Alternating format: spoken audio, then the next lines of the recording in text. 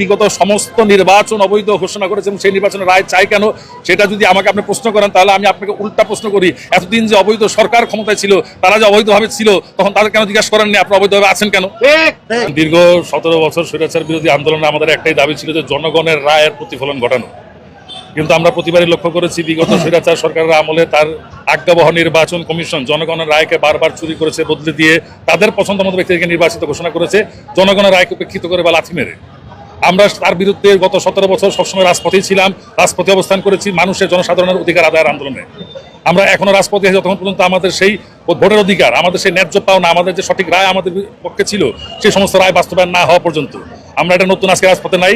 আমরা এর আগের থেকে 17 বছর আমরা রাজপথে ছিলাম, এখন রাজপথে আছি আমাদের জনগণের, বাংলাদেশের জনগণের ন্যায্য অধিকার প্রতিষ্ঠার জন্য, তাদের ভোটের অধিকার, ভাতের অধিকার, সমস্ত অধিকার প্রতিষ্ঠা করার জন্য। তেমনই একটি অধিকার আপনারা জানেন যে বিগত মেয়র নির্বাচনের সময় ঢাকা দক্ষিণ সিটি কর্পোরেশনের নগরবাসীরা সকলে স্বতঃস্ফূর্তভাবে আমাদের ইঞ্জিনিয়ার ইশরাক হোসেনকে ভোট দিয়েছিল, কিন্তু তৎকালীন আজ্ঞাবহ নির্বাচন কমিশন সেই রায়কে বদলে দিয়ে তাদের পছন্দ মতো তাদের পরিবারের একজন সদস্যকে লুটারা হিসেবে বসিয়ে দিয়েছিল নগর ভবনে, যে ঢাকা দক্ষিণ নগরবাসীর ভাগ্য লুট করেছে, তাদের সমস্ত অধিকার লুট করেছে। আমরা তার বিরুদ্ধে সবসময় রাজপথে ছিলাম। তারপরে আপনারা জানেন যে হাইকোর্ট থেকে একটি রায় এসেছে আমাদের পক্ষে, সেই রায়ের বাস্তবায়ন আমরা এখনো দেখছি না। কি কারণে সেই রায়টি আটকে রয়েছে, কি কারণে তার বাস্তবায়ন হচ্ছে না, কি কারণে আজ ইশরাক হোসেন শপথ নিচ্ছে না বা শপথ নিতে দেওয়া হচ্ছে না, তার প্রতিবাদে আজকে আমরা রাজপথে আছি এবং আমরা রাজপথ থেকেই আমাদের অধিকার, আমাদের পক্ষের রায়, আমাদের পক্ষের যে আমাদের যে ন্যায্য পাওনা সেটা আদায় করে আমরা ঘরে ফিরবো ইনশাআল্লাহ। হয়তো একদিনে অনেক কর্মসূচি সফল হয় না, তার দীর্ঘ প্রক্রিয়ার মধ্যে দিয়ে যেতে হয় অনেক সময়, যতদিন লাগে ততদিন আমরা রাজপথে অবস্থান করে আমাদের অধিকার আদায় করে আমরা বাসায় ফিরবো ইনশাআল্লাহ। ইশরাক আপনারা জানেন নিজে একজন প্রকৌশলী, তার বিভিন্ন ধরনের উন্নত চিন্তাভাবনা আছে, নগরকে যানজট মুক্ত করা, জলাবদ্ধতা মুক্ত করা সহকারে নগরবাসী যে সমস্ত দুর্ভোগ আছে সেগুলো দূর করা, তার এগুলো মাস্টার প্ল্যান করা আগে থেকে ছিল। এবং জানেন তার বাবা একজন সফল মেয়র ছিলেন ঢাকা সিটি কর্পোরেশনের, আমাদের মরহুম নেতা জনাব সাদেক হোসেন খোকা সাহেব, তিনি সফলভাবে নগরবাসীর প্রতি তার দায়িত্ব পালন করেছেন। আমার বিশ্বাস ইশরাকও তার বাবার পথ অনুসরণ করে এবং তার নিজস্ব মেধা দিয়ে উন্নত ঢাকা সিটি কর্পোরেশন গঠন করার জন্য যথেষ্ট ভালো ভূমিকা রাখতে পারে। বার্তা একটাই দিচ্ছি, আজকে না শুধু, আমরা 17 বছর যাবত একটাই বার্তা দিয়ে আসছি, জনগণের অধিকার প্রতিষ্ঠার লক্ষ্যে বাংলাদেশ জাতীয়তাবাদী দলের সকল পর্যায়ের নেতাকর্মী সবসময় রাজপথে থেকে তাদের অধিকার আদায় বাস্তবায়ন করে যাবে ইনশাআল্লাহ।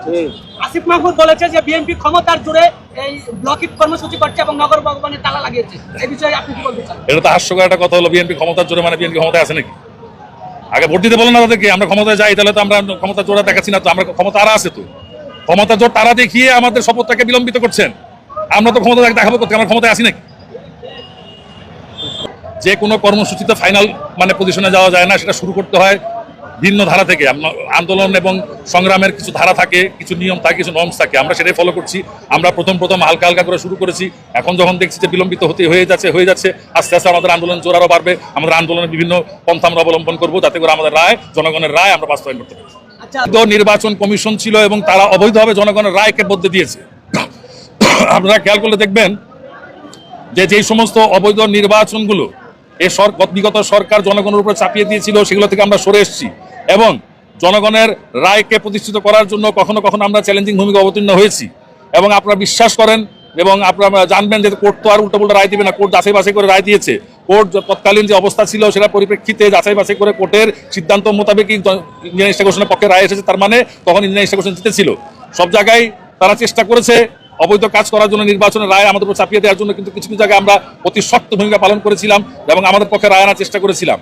বিএনপি বিগত সমস্ত নির্বাচন অবৈধ ঘোষণা করেছে এবং সেই নির্বাচনের রায় চাই কেন সেটা যদি আমাকে আপনি প্রশ্ন করেন তাহলে আমি আপনাকে উল্টা প্রশ্ন করি, এতদিন যে অবৈধ সরকার ক্ষমতায় ছিল তারা যে অবৈধভাবে ছিল তখন তাদের কেন জিজ্ঞাসা করেননি আপনি অবৈধভাবে আছেন কেন? বছর দুর্ভোগের মধ্যে থেকে 17 বছর পর 5ই আগস্ট 2024 সালে আমরা স্বৈরাচারের পতন ঘটিয়েছি। দুর্ভোগ কিছুটা সহ্য করতে হয় ভালো কিছু পাওয়ার জন্য, সেরকম টুকটাক দুর্ভোগ হয়তো আমরা এখন পাচ্ছি, কিন্তু ভবিষ্যতে আমাদের ভালোর